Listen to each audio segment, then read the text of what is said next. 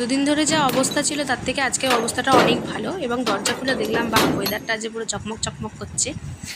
তো রাস্তার দিকে দেখলাম না ওয়েদারটা যে ভীষণ ভালো, দুদিন ধরে যা গেল যাক ভালোই হয়েছে। তো এবার স্নান টান হয়ে গেছে, স্নান টান হয়ে গিয়ে আমি সিঁদুরটা পরে নিলাম, নিয়ে এবার যাব হচ্ছে চা করতে। আজকে আমি আছি, শাশুড়ি আছে মানে মামুনি আছে, আর আমার বর আছে। তো এই সব ওই বিস্কিট টিস্কিট সব নিয়ে বসেছি, এটা রেগুলার নিত্য খাবার। যাই হোক, এবার তো আমি বিস্কুট আর চাটা খেয়ে নিলাম, আর স্নানও করে, দুদিন ধরে বৃষ্টির জলে ভিজে পুরো চুলটা গেছে। যাই হোক, তারপরে আজকে রান্না ছিল, আজ আমাদের ভাত আর চিকেন করা হবে।